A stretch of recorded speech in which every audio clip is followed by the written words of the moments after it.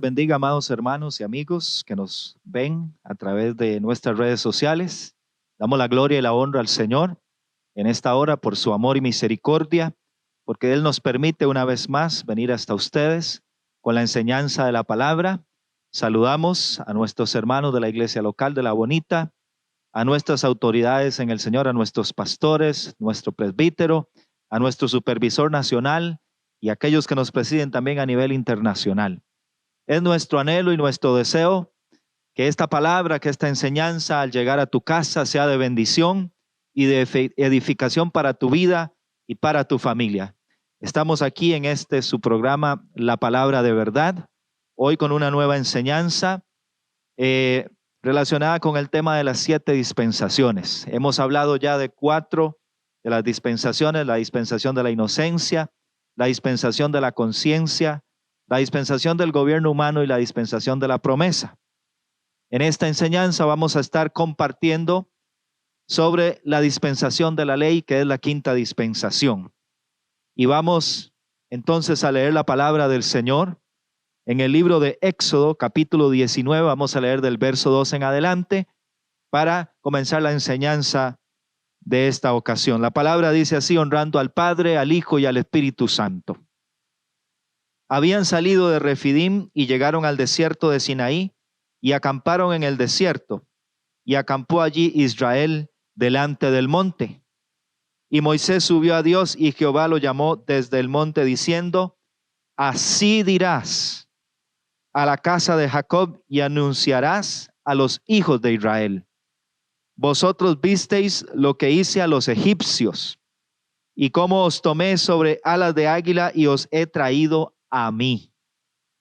Ahora pues, si diereis oído a mi voz y guardareis mi pacto, vosotros seréis mi especial tesoro sobre todos los pueblos, porque mía es toda la tierra. Y vosotros me seréis un reino de sacerdotes y gente santa. Estas son las palabras que dirás a los hijos de Israel. Entonces vino Moisés y llamó a los ancianos del pueblo y expuso en presencia de ellos todas estas palabras que Jehová le había mandado. Y todo el pueblo respondió a una y dijeron: todo lo que Jehová ha dicho, haremos.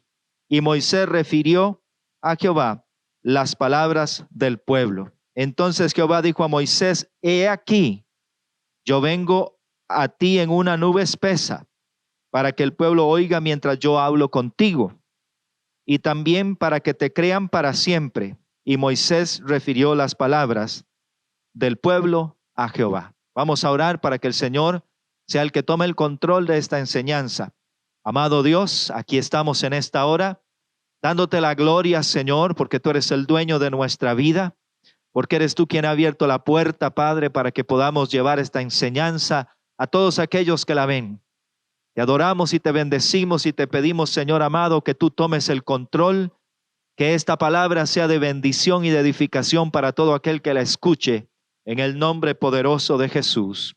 Amén y amén. Como lo decíamos, vamos a estar compartiendo la enseñanza sobre la dispensación de la ley. Y como lo hemos venido haciendo en las enseñanzas anteriores, vamos a compartir 5 puntos importantes. El primero es el estado del hombre al principio. El segundo es la responsabilidad del hombre. El tercero, el fracaso del hombre. El cuarto, las consecuencias del fracaso, el juicio de Dios. Y por último, una luz de esperanza, que en esta dispensación es el cumplimiento ya de las promesas y de las profecías. La dispensación anterior terminó de la siguiente manera. El pueblo de Israel, después de haber salido de Egipto, de haber sido sacado con mano poderosa por el Señor de aquella esclavitud de cerca de 400 años, de haber cruzado el Mar Rojo, después de un prodigio hecho por el Señor, y caminar por el desierto entre altas y bajas, rebeldías y todo lo demás, pero Dios estuvo con ellos. Dios los guió y ahora se encuentran en este momento llegando al Sinaí, allí donde Dios les da la ley. Y es ahí donde culminó exactamente la dispensación anterior, la dispensación de la promesa, cuando Dios le da la ley al pueblo que va a regir su vida de ahí en adelante. Entonces, De aquí en adelante Dios tiene un trato específico con lo que Él mismo llama la casa de Jacob o las familias de Israel, que va a ser por medio de la ley que Dios establece, que Dios le ha dado a Moisés para que por medio de esta ley el pueblo de Israel se rija y se gobierne. La nueva dispensación inicia con la ley siendo entregada a la nación de Israel, como lo vemos en Éxodo 19, verso 5, porque Dios, hablando con Moisés en el verso 5, le dice: ahora, pues, si diereis oído a mi voz y guardareis mi pacto. Dios le está ofreciendo a Israel, está haciendo un pacto con ellos por medio de Moisés. Les dice: vosotros seréis mi especial tesoro sobre todos los pueblos, porque mía es toda la tierra. Dios les dice: de todos los pueblos de la tierra, yo los escogí a ustedes. Yo escogí esta nación para que sea un pueblo especial, un pueblo, no cualquier pueblo, sino un pueblo de sacerdotes, de gente santa. Y el pueblo convino cuando escuchó aquellas palabras en decir: así como Dios lo ha dicho, todo lo que Dios ha dicho que hagamos, lo haremos. Quizá no se detuvieron a pensar por un momento que decir vamos a hacer todo esto no es solamente decirlo, es cumplirlo, es agarrarse de la mano de Jehová para poder lograrlo, porque el ser humano por sí mismo no está en capacidad de lograr obtener o de lograr alcanzar el compromiso que ha hecho con Dios. La dispensación de la ley entonces inicia en el monte Sinaí, cuando Dios le entrega la ley a Moisés y a su vez se la entrega al pueblo, y el pueblo se compromete a vivir conforme a aquella ley que Dios ha establecido para ellos. Llega la culminación de esta dispensación hasta el Calvario, el momento en que Jesús es crucificado, y podríamos decir incluso que hasta el principio de la iglesia, ya en Hechos capítulo 2. Gloria al nombre del Señor. Es importante recalcar que esta dispensación comprende un periodo extensísimo de 1500 años de historia bíblica, de la historia de la nación de Israel.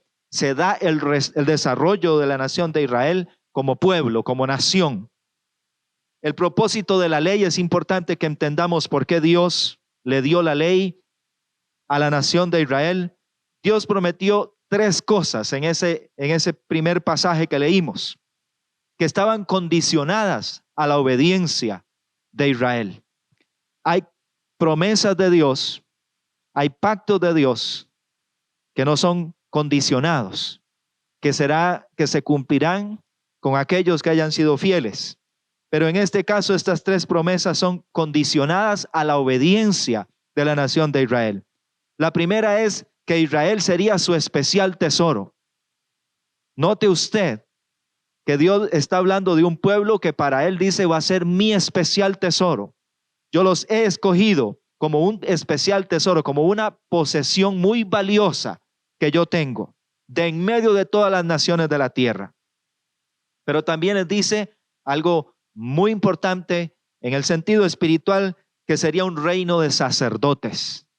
Esos sacerdotes que ministrarían delante de la presencia de Jehová, que entrarían a la presencia de Dios, y además de eso, que serían gente santa, que serían una nación santa, es decir, una nación diferente de las demás naciones de la tierra, que eran todas paganas, idólatras, rebeldes, desentendidas de que había un Dios verdadero, un Dios único, dueño, amo y Señor de toda la creación. Pero esta nación de Israel fue llamada a ser una nación separada para Dios, a quien pues Dios amaba, y ésta le serviría a Dios y le agradaría y le amaría.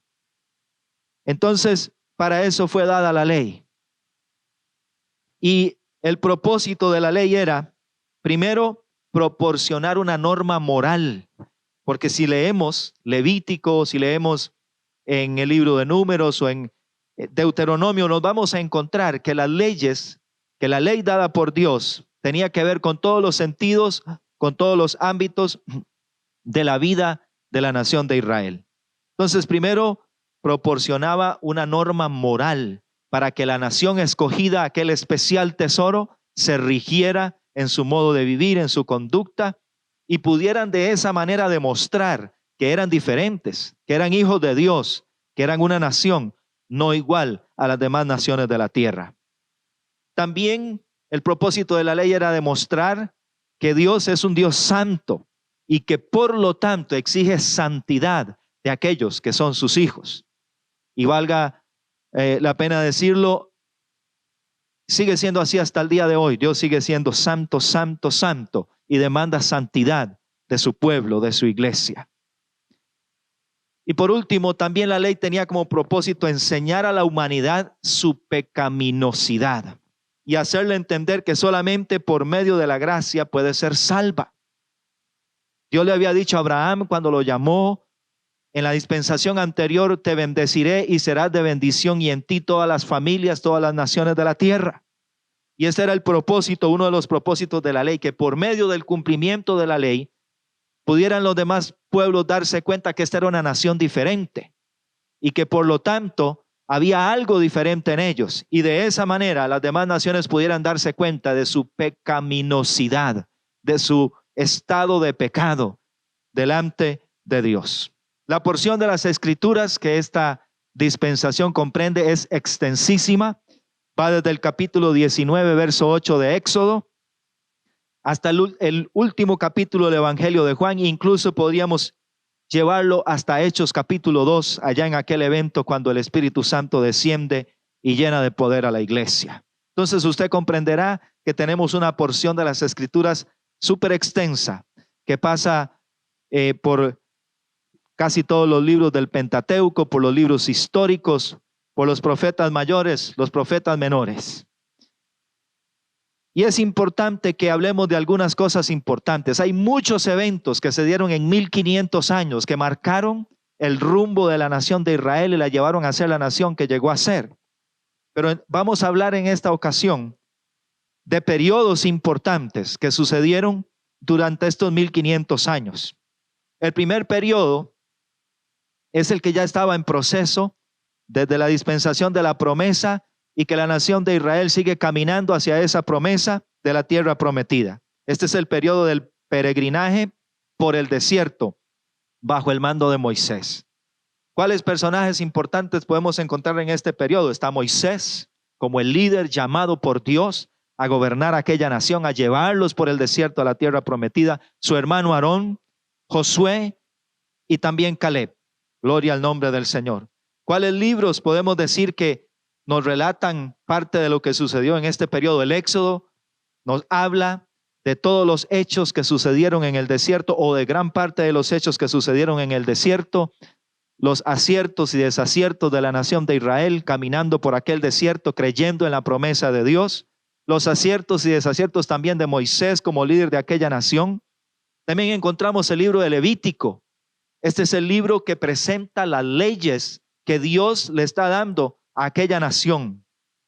Y el tema central es la santidad a Jehová, porque eso era lo que Dios quería de su pueblo, un pueblo santo separado de las demás naciones. También nos encontramos el libro de Números. Números podríamos decir que es un libro triste, en parte, porque nos muestra el fracaso de la nación de Israel en su caminar por el desierto. Gloria al nombre del Señor. Y por último tenemos a Deuteronomio, que se le conoce como segunda ley. Y no es que Dios cambió la ley, es que Dios le da una nueva oportunidad a su pueblo, y básicamente se basa en los discursos de Moisés hacia aquella nación. Gloria al nombre del Señor. Ahora, podemos hablar aquí de algunos eventos importantes que sucedieron en este específico periodo de la historia. Por ejemplo, la entrega del decálogo, o lo que conocemos como los 10 mandamientos allá en Éxodo 20, que sabemos que esos mandamientos iban a regir, eran parte central de las leyes que regían a la nación de Israel. Otro evento importantísimo fue la adoración del becerro de oro. En aquella ocasión Moisés se tardaba en regresar de hablar con Jehová, y aquella nación se hizo un becerro de oro y empezaron a adorarlo, por lo cual fueron castigados por Dios. Pero no vamos a entrar en detalles ahí porque necesitamos avanzar. Otro hecho importantísimo de este periodo en particular es la construcción del tabernáculo, lo que se conoce como la tienda del pacto, porque aquel tabernáculo que Dios mandó hacer a Moisés con todos los detalles, con todos los muebles, los colores, los materiales y todo el significado que tiene, pues era una sombra, era un tipo de lo que iba a ser Jesucristo en su momento, cuando viniese a cumplir la misión por la cual Dios lo había enviado. ¿Y para qué quería Dios un tabernáculo? Para tener un lugar donde morar en medio del pueblo. Y también para que ese tabernáculo, esa tienda que se montaba y luego se desmontaba o se desarmaba y se transportaba según la nube de Jehová, lo hacía entender a Moisés y al pueblo, era para que fuera el centro de la vida religiosa, moral y social de la nación de Israel. La vida de la nación de Israel en aquel peregrinaje por el desierto, pues redundaba en aquel tabernáculo, giraba en derredor de aquella tienda y la presencia de Jehová que se manifestaba en ella. Este tabernáculo representaba grandes verdades espirituales que Dios le había de mostrar a la humanidad. Gloria al nombre del Señor. También otros puntos importantes, como las fiestas solemnes que Dios estableció para que el pueblo las celebrara todos los años. El fracaso, y esto es importantísimo que lo entendamos, porque cuando llegaron a Cades Barnea, el pueblo de Israel, a causa de la incredulidad, después de haber enviado a Moisés aquellos espías y regresar ellos con pruebas de las bendiciones que habían en la tierra prometida, y dos de ellos dieron buen testimonio, Josué y Caleb, diciendo: hay bendición, podemos ir a esa tierra, allá Jehová va a estar con nosotros. Pero sin embargo los otros 10 vieron a los gigantes, vieron lo difícil y convencieron al pueblo. Y el pueblo se levantó. Y por supuesto, Dios, aunque le dio otra oportunidad al pueblo, pero lo castigó. ¿Cómo lo castigó? Obligándolo, por así decirlo, a caminar o a peregrinar 40 años por el desierto. Eso lo podemos encontrar en Números 14:20. 40 años de peregrinaje por el desierto, cuando ya estaban al borde de entrar a la tierra prometida. El pueblo tuvo que avanzar, tuvo que ir por el desierto 40 años a causa de la rebelión, del pecado, de la desobediencia, a la cual la incredulidad a la promesa de Dios los había llevado. Hasta que toda aquella generación incrédula y perversa había perecido y una nueva generación se había levantado, Dios les permitió entrar a la tierra prometida. El segundo periodo que debemos considerar, porque también es importantísimo, es el periodo de la conquista bajo el mando de Josué. Una vez que Moisés pues ya sabe que no puede entrar a la tierra prometida por su desobediencia, por haber golpeado a la roca en 2 ocasiones, en lugar de hacer lo que Dios le dijo, de hablarle a aquella roca que estaba con ellos para que les diera agua. Entonces el que sigue al mando es Josué. Josué ya había sido entrenado mientras Israel avanzaba por el desierto, se había forjado un carácter y Josué había aprendido a ser un hombre de guerra.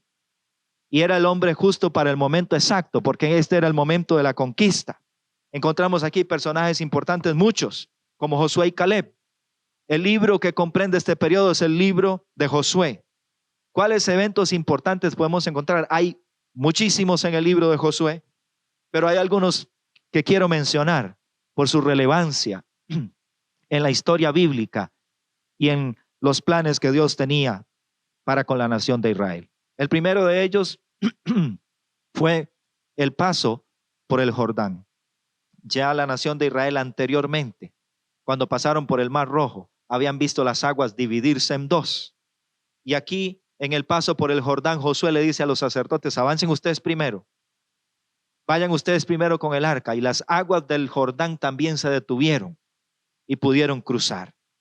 Otro evento muy importante fue la conquista de Jericó. Aquella conquista maravillosa con las armas que solamente Dios puede usar, que hizo que aquellas murallas que parecían impenetrables se derrumbaran. Y ahí mismo, dentro de esa conquista, se da la redención de una mujer que era prostituta llamada Rahab, que llegó a ser redimida a causa de sus acciones, de haber creído en Dios, y que luego llegó a ser parte de la genealogía de Jesucristo. Cuando ya ha pasado el periodo de conquista, se da la repartición de la tierra. Josué le reparte a cada tribu como le correspondía un una porción de la tierra prometida específica para que se establecieran, y luego de ello se da la muerte de Josué. Esto da paso al siguiente periodo, que es el periodo de los jueces. Lamentablemente este fue un periodo de turbulencia, un periodo que no fue tan, digámoslo así, tan notorio espiritualmente en cuanto a desarrollo, por así decirlo, de la nación como el anterior. Encontramos personajes como Sansón, aquel juez que fue levantado por Dios contra los filisteos y que terminó cayendo a causa de una mujer llamada Dalila. Los filisteos mismos fueron personajes importantes en este periodo. También encontramos a jueces como Gedeón, como Jefté, y hay otros más. Y una mujer, importantísimo que tomemos en cuenta esto, una mujer llamada Débora, que también en su momento Dios la usó para pelear la batalla contra el enemigo. ¿Cuáles libros podemos encontrar aquí? Bueno, el libro de los jueces relata lo que fue la vida en aquel periodo de la historia. También por ahí el libro de Ruth relata algunas cosas, aunque no exactamente del periodo de los jueces, pero de cómo era la vida de Israel después del tiempo de Josué. Y algunos eventos importantes que podemos encontrar, podemos decir del libro de los jueces y del periodo de los jueces, que fue una etapa de altos y bajos, una etapa de buenas y malas, estar un tiempo bien con Dios y mucho tiempo mal. Por eso Dios levantaba un pueblo enemigo que viniera, que atacaba el pueblo como castigo por el pecado, por la rebelión, por la desobediencia, por la idolatría. Y cuando aquel pueblo clamaba a Dios, Dios levantaba un juez como Sansón, como Jefté, como Débora y otros más. Y se caracterizó este periodo por esos altos y bajos. La palabra dice que en esos días no había rey en Israel y cada uno hacía lo que bien le parecía. Así era este periodo, así fue este periodo del desarrollo de la nación de Israel. Y por eso fue necesario que se levantaran jueces en diferentes momentos. Seguidamente, después de esto, encontramos un periodo más extenso, que fue el periodo de los reyes en Israel.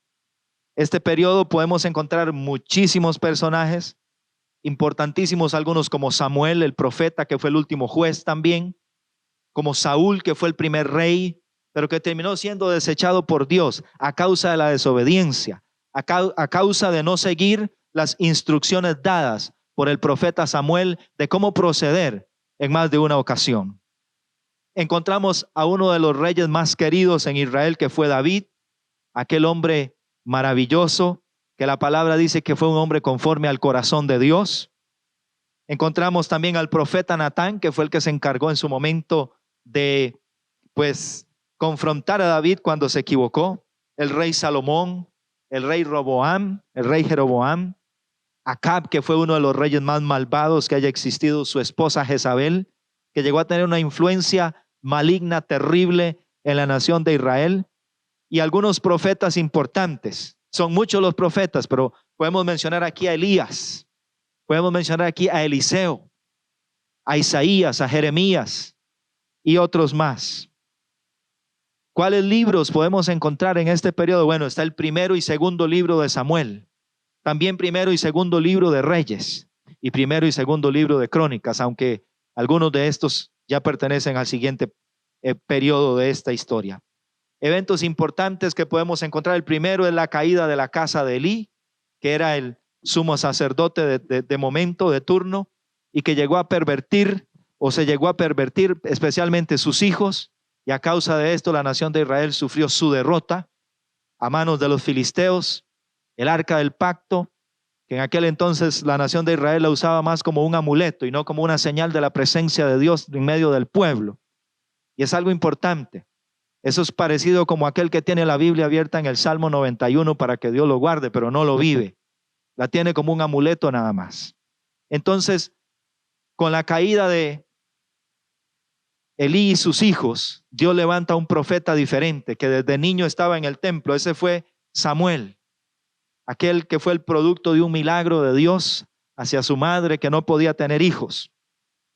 Otro evento importante se da en el momento en que la nación de Israel se cansa de ser diferente, por así decirlo, y llaman a Samuel y le dicen: no queremos más ser así. Necesitamos y queremos tener un rey de carne y hueso como todas las naciones. Y usted conoce la historia, sabe que Samuel se molestó, pero Dios le hace saber que esta gente no han desechado a Samuel, que han desechado a Dios. Es así como encontramos al primer rey, a Saúl, luego a David como rey de Israel, Salomón como rey de Israel, aquel hombre el más sabio que haya existido, por supuesto después de Jesucristo. Se da un evento importantísimo, ya de aquí pasamos, ya no es el tabernáculo. Salomón se dedica a la construcción del templo. Ya para este momento la nación de Israel es una nación establecida, con sus ciudades, con sus murallas, libre, porque David se había encargado de hacerle la guerra a los enemigos y Dios le había dado la victoria. Entonces ya la nación está establecida. Sin embargo, una vez que pasa el reinado de Salomón y viene su hijo Roboam a gobernar, este no fue sabio para gobernar. Este no siguió el consejo de Dios. Y a causa de esto se da pues un evento, digámoslo así, catastrófico. ¿Por qué? Porque la nación de Israel se parte en dos. El reino del norte y el reino del sur. El reino del norte con su capital en Samaria y el reino del sur con su capital en Jerusalén. A partir de entonces la nación, aquella nación que se forjó durante tantos años, se parte en dos. Roboam gobernaba unos en el sur, 2 tribus, y las otras 10 gobernadas por Jeroboam. Y de ahí en adelante nos encontramos una sucesión de reyes malos y buenos, aunque en el reino del norte no hubo un rey bueno. Todos hicieron el esfuerzo, pareciera, para hacer lo malo. Pero en el reino del sur hubieron reyes malos y hubieron reyes buenos. Y por eso duró más tiempo. Sin embargo, esta forma de comportarse del pueblo de la nación de Israel llevó a la siguiente etapa. ¿Cuál fue esa etapa? El periodo del cautiverio bajo Asiria y Babilonia. Porque el comportamiento de la nación de Israel con esos altos y bajos, con esas caídas, con esa inclinación directa hacia hacer lo malo, delante de los ojos de su Dios que lo había sacado con mano poderosa a Egipto, no se iba a quedar impune. Y Dios entonces levantó a los asirios para que hicieran de jueces y también a los babilonios. En esta etapa podemos encontrar personajes como Daniel, como Ezequiel, como Oseas, como Sedequías, libros como Segundo de Reyes y Segunda de Crónicas, y Esther relata un poco, el libro de Esther, de lo que era la vida ya en el cautiverio estando en Babilonia, de las cosas que tuvieron que pasar, algunos eventos que la nación de Israel tuvo que vivir estando en el cautiverio en Babilonia. Durante el reinado de Oseas sucedió lo que Dios permitió que sucediera. A causa de la desobediencia de Israel y de Judá, pues vino el castigo. Y la conquista del reino del norte por medio de Asiria se dio. En segundo libro de Reyes, capítulo 17, podemos encontrar bajo el reinado de Oseas que los asirios vinieron, conquistaron el reino del norte.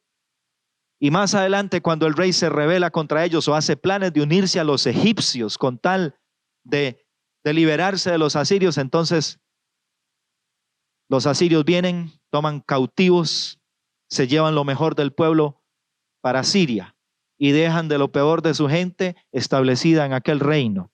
De ahí va a surgir aquel pueblo que se conocía como los samaritanos, que era odiado porque era una mezcla entre asirios e israelitas, pero eso es más adelante.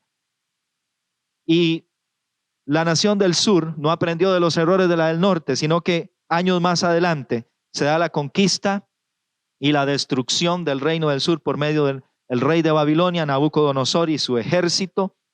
Entraron en 2 ocasiones y destruyeron todo, incluyendo el templo, y llevándose todos los objetos sagrados y todos los utensilios del templo, llevándoselos para la ciudad de Babilonia.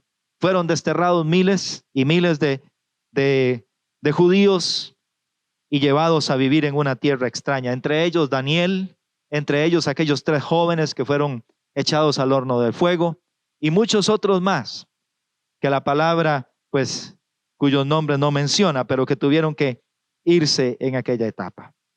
Después de este periodo, porque Dios había hablado de que iban a estar en aquel cautiverio como 70 años más o menos.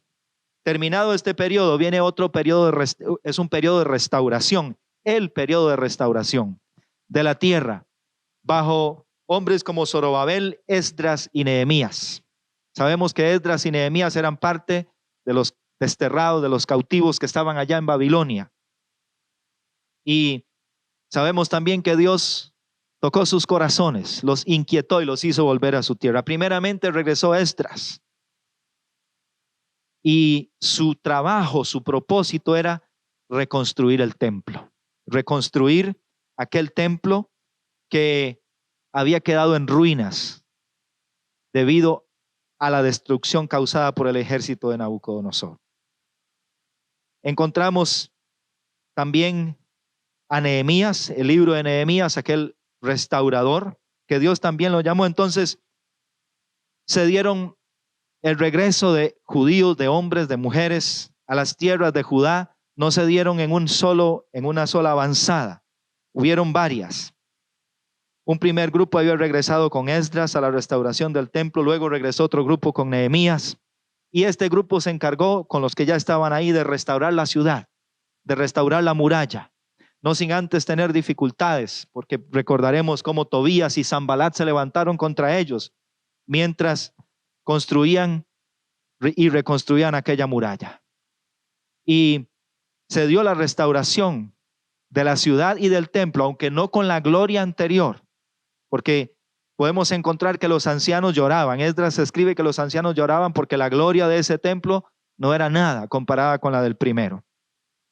Y después de esto vino un periodo llamado el periodo de los 400 años de silencio. Ahí entre la última página del Antiguo Testamento y la primera del Nuevo hay un periodo de 400 años en el que Dios no habló al pueblo, no hubo profeta, no hubo profetisa, no hubo quien hablara a la nación de Israel. Es una época un poco turbulenta, caracterizada por pues no castigos, sino más bien guerras que se daban, que afectaron a la nación de Israel, especialmente los asirios que vinieron e invadieron su territorio. Y pues ahí surge la historia de los macabeos y todo lo demás que no está escrito en la Biblia, pero que es parte de la historia del desarrollo de la nación de Israel. Después de esto tenemos el periodo más maravilloso que encontramos en la palabra, en la historia bíblica. ¿Cuál periodo es ese? Es el que está cubierto por los 4 evangelios, que nos habla de la vida, de la muerte, de la resurrección, de la obra de nuestro amado Señor y Redentor Jesucristo, el cumplimiento de la promesa, el cumplimiento de las profecías dadas. ¿Qué personajes podemos encontrar aquí importantes? El primero, Juan el Bautista, aquel profeta, aquel varón del que Isaías hablaba y que la palabra se llegó a cumplir cuando él apareció. También encontramos a Jesús, a sus discípulos, a los fariseos y los saduceos. Y habían mujeres en ese tiempo que servían a Jesús, como Marta, como María, y muchas otras personas más. Los libros que se incluyen aquí, como ya lo mencionamos, son los 4 evangelios, y podríamos incluir también los primeros 2 capítulos del libro de los Hechos. ¿Cuáles eventos importantes debemos recalcar aquí? El primero, importantísimo, el nacimiento de Jesús. Aquel evento del que muchos no se dieron cuenta, no se percataron, aunque vinieron unos reyes de allá del oriente a ver qué era lo que había pasado, quién era ese niño que había nacido allí en un establo, en un pesebre, donde estaban los animales. Allí dio a luz esa mujer y vino gente de lejos a ver quién era aquel niño que había nacido. Ese niño, ese evento es el nacimiento de Jesús. También encontramos la predicación de Juan el Bautista. Recordemos los 400 años de silencio. Dios no había hablado, pero repentinamente, en el tiempo de Dios, por supuesto, aparece un hombre grotescamente vestido con pieles de camellos, que dice la palabra que se alimentaba con langostas y miel silvestre, y aparece predicando un mensaje de arrepentimiento, un mensaje fuerte de arrepentimiento. Y les decía a aquella gente: arrepentíos. Pero también hablaba de uno, él decía: el que viene detrás de mí, el cual yo no soy digno ni de desatar las correas de sus sandalias. Ese os bautizará con Espíritu Santo y con fuego. Ese Juan el Bautista, esa aparición o ese surgimiento del Juan el Bautista fue una campana de alerta. Como quien dice, al buen entendido, pocas palabras. Hubo gente que no entendió esto qué significaba, pero los que estaban enterados, los que estaban esperando las promesas, cuando vieron aquello cumplirse, estoy seguro que se dieron cuenta que algo estaba pasando. ¿Por qué? Porque el profeta Isaías habló de esta voz que clamaba en el desierto, de allanar los senderos, de arreglar los caminos, porque venía alguien detrás. Otro evento importante, el bautismo de Jesús en el Jordán, porque en aquella ocasión descendió el Espíritu Santo en forma de paloma sobre él y el Señor Padre Celestial decía: este es mi Hijo amado en quien yo tengo contentamiento. Encontramos la predicación de Jesús que vino a cambiar la historia, vino a cambiar las vidas y la sigue cambiando hasta el día de hoy, incluyendo la mía.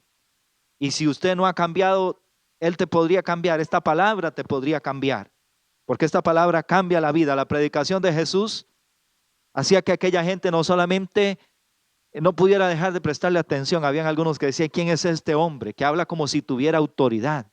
En otras palabras, no se parece a nuestros líderes espirituales, los de aquella época. Y no es que hablaba como si tuviera autoridad, es que la tenía, porque él mismo decía: lo que yo vine a hacer no lo hago por mí, sino por aquel que me envió. Y hablo lo que el Padre que me envió me ha dado que hable. Y podríamos hablar de las señales, milagros y prodigios que Jesús hizo por toda aquella tierra. Otro evento importantísimo, la crucifixión y muerte de Jesús allá en la cruz del Calvario. La resurrección de Jesús, importantísimo tomarlo en cuenta. ¿Por qué? Porque después de haber sido crucificado, como estaba escrito en la palabra, como estaba escrito, se cumplió y resucitó al tercer día. Y podemos mencionar también el principio de la iglesia en los primeros capítulos del libro de los Hechos, cuando ya la iglesia empieza a surgir para convertirse en la iglesia del Cordero, en la iglesia que había sido llamada para hacer algo diferente. ¿Cómo era el estado del hombre entonces al principio? Lo que hemos hablado es los eventos más importantes de este periodo de la historia. Pero ¿cómo era la actitud del hombre? ¿En qué condición estaba? Bueno, recordemos que Israel había salido del cautiverio, que habían sido guiados por el desierto y que Jehová había estado con ellos y les había provisto todo cuanto necesitaban. Sin embargo, era un pueblo que lo tenía todo. Sin embargo, siempre hubo motivo para rebelarse, siempre hubo motivo para murmurar, siempre hubo un motivo para quejarse contra Dios y contra Moisés y querer regresar. Y cuando se les ofrece la ley, se les da la ley, ellos se comprometen delante de Dios y dicen: todo lo que esa ley dice, lo vamos a cumplir. No estoy seguro de que realmente entendían lo que estaban diciendo delante de Jehová. Encontramos también privilegios y responsabilidades que Dios le da al hombre en este periodo. Recordemos que Dios da la ley, como lo hablábamos antes, ¿para qué? Para que este pueblo se rigiera conforme a la ley y de esta manera pudieran ser diferentes. Éxodo 19:5 nos enseña: ahora pues, si diereis oído a mi voz. ¿Qué tenía que hacer este pueblo? Escuchar la voz de Jehová. Escuchar la voz de Jehová. Si diereis oído a mi voz. ¿Y qué más? Y obedecer. Todo se basaba en la obediencia y obedecer. Si guardareis mi pacto, les dice, no solamente que me escuchen, sino que guarden las palabras que yo les doy, que guarden esta ley que yo les he dado. Y entonces, ¿cuál sería la recompensa, la bendición, el privilegio de esto? Vosotros seréis primero mi especial tesoro, como lo leíamos al principio.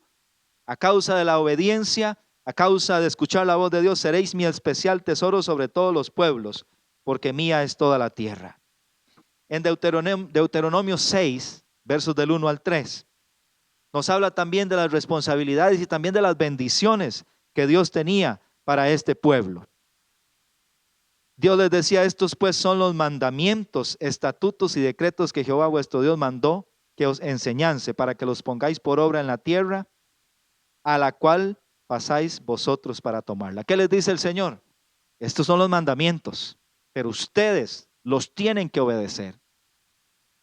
¿Cuál era la responsabilidad de aquel pueblo? Vivir conforme a los mandamientos, vivir conforme a la ley y los estatutos y los preceptos que Jehová le había dado a Moisés para que aquella nación condujera el rumbo de su vida como nación.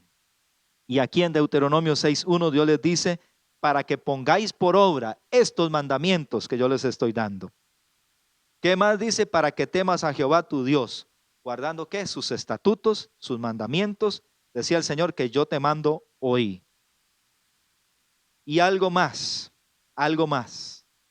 Ahí mismo el Señor le manda a este pueblo, y usted lo puede leer.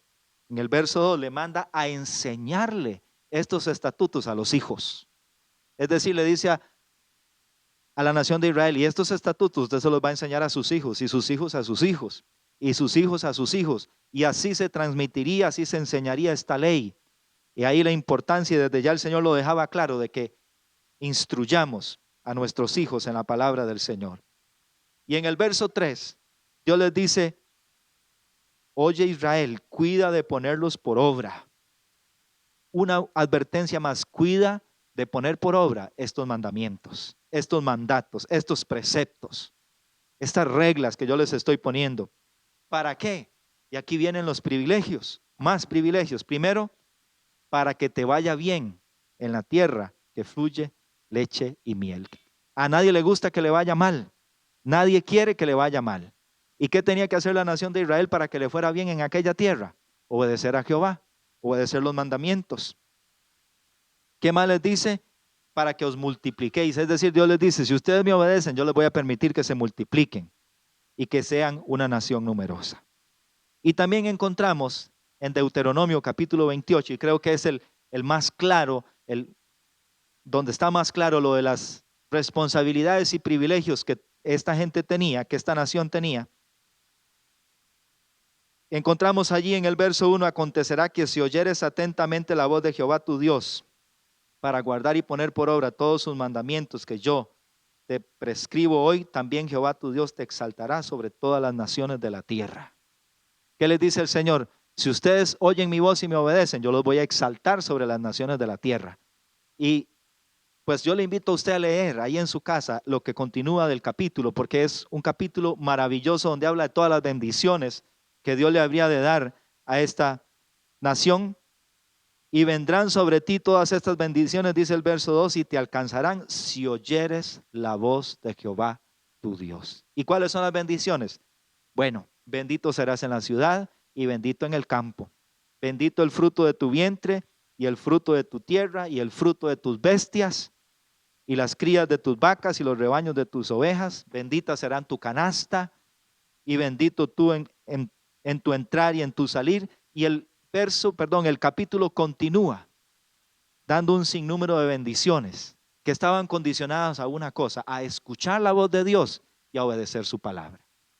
Para que entendamos, hermanos y amigos, la importancia, la necesidad que hay de ser obedientes a la palabra del Señor. La obediencia es sinónimo de bendición. La obediencia a Jehová, aunque cueste, aunque sea difícil, es sinónimo de bendición. Y la desobediencia a Jehová es sinónimo de maldición. Entramos ahora a hablar del fracaso del hombre, porque en todas las dispensaciones hemos podido encontrar que el hombre fracasa en su propósito, o más bien en el propósito que Dios le ha establecido en la tierra.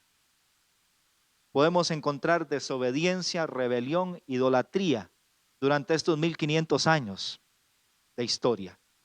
En el peregrinar por el desierto hubo quejas por la comida, hubo quejas por la falta de agua, hubo quejas allá en Cades Barnea a causa de la incredulidad, de no creerle a Dios más que aquellos 10 espías.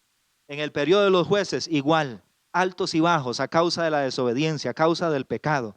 En el periodo de los reyes tenemos la misma historia, una sucesión de reyes malos y buenos, de momentos de bendición de Jehová y momentos de castigo hasta que Dios los llevó al exilio. Después del cautiverio, pues la historia no cambia mucho. ¿Por qué? Porque aquella nación se convirtió en una nación religiosa y ritualista, creyendo que así agradaban a Jehová. ¿Y cuál fue el juicio de parte de Dios? Bueno, ya hemos dicho que la desobediencia acarrea maldición. que la desobediencia, gloria al nombre del Señor, es terrible, es de consecuencias nefastas para el hombre y para la mujer. Encontramos entonces que como juicio Dios usó el cautiverio asirio en el año 722 aproximadamente para llevarse a los del reino del norte a tierras extrañas. Como castigo también usó el cautiverio babilónico en el año 605 a.C. aproximadamente para llevarse a los del reino del sur desterrados a Babilonia a causa de su pecado. Pero también como castigo por la conducta y por todo lo que habían hecho en el año 70 después de Cristo, la nación de Israel fue destruida por completo y todos los judíos fueron dispersados por toda la tierra. Pero sin embargo, llegamos al último punto de esta enseñanza. Siempre hemos hablado de una luz de esperanza, de una simiente de la mujer que venía desde Eva, cuando el Señor le promete a Eva ya en el Génesis que de su simiente se levantaría uno que le aplastaría la cabeza a la serpiente. Y eso en esta dispensación ya se cumple. Ya no es solo una luz de esperanza, ya es un cumplimiento de las profecías establecidas sobre un redentor, sobre un salvador que habría de venir. En esta dispensación de la ley, al final de ella, en el último periodo, relatado por los 4 evangelios, nos encontramos con el cumplimiento de las profecías dadas por Isaías y por otros profetas sobre un redentor que habría de venir para que nuestra vida, para que la humanidad tuviese esperanza de salvación y de vida eterna. Ya no hablamos de una luz de esperanza, hablamos de una esperanza cumplida, de una esperanza hecha realidad, de aquel Jesús que vino, que murió en la cruz del Calvario después de haber predicado un evangelio de poder que hace que la gente se convierta y cambie, después de haber hecho milagros y prodigios, después de haber cambiado la historia. Por eso hablamos de antes y después de Jesucristo. Este Jesús vino y murió en la cruz del Calvario y resucitó al tercer día y subió al cielo y allá está sentado a la diestra del Padre como abogado nuestro. Entonces, la promesa se cumplió. Yo lo que quiero que usted entienda a través de esto es que todo lo que hemos venido hablando en las dispensaciones anteriores, tanto de juicio de parte de Dios para cada una de las personas o de los pueblos o de las familias con las que Él trató desde el principio, como las bendiciones, promesas y profecías dadas por Dios se han ido cumpliendo. Y aquí, al final de esta dispensación, en Jesús de Nazaret, se cumple muchísimas promesas, muchísimas profecías que estaban escritas en el Antiguo Testamento, que se dieron desde la primera dispensación, la de la inocencia, que algunas otras se dieron en la dispensación de la promesa, otras se dieron durante esta misma dispensación relacionadas con aquel redentor que habría de venir. Pero al final encontramos que se cumplió, que la palabra de Dios se cumple, que el trato de Dios es verdadero. Y es así como encontramos las buenas nuevas de salvación. Es así como hoy, en la dispensación que estamos viviendo, que es la dispensación de la gracia, de la cual vamos a hablar en el próximo video. Así que no se lo pierda. Hoy nos encontramos con estas bendiciones, un evangelio de poder, un evangelio de buenas nuevas de salvación, de esperanza, de vida eterna. Que Dios me los bendiga, amados hermanos y amigos que ven nuestro programa La Palabra de Verdad. Una vez más le invitamos a seguirlo viendo. Le recuerdo que ahí mismo en el chat usted puede hacer sus consultas. Si tiene alguna pregunta, alguna duda, quizás usted dice, hermano, yo no entiendo esto, no entiendo lo otro que pasó en X o Y periodo. Cualquiera de todas las dispensaciones que hemos hablado o estamos por hablar, mande su pregunta y en su momento vamos a hacer un preguntas y respuestas que usted va a poder ver y le vamos a contestar esas preguntas. Si tiene alguna duda, si usted necesita consejería o si necesita que oren por usted, al final de este video usted va a encontrar los números de teléfono a los que se puede comunicar y también el correo y las formas como puede comunicarse con nosotros. Que Dios me los bendiga de manera poderosa, de manera especial, que esta palabra sea de tremenda bendición para su vida y le esperamos en la siguiente programación. Palabras de verdad que quieres ser.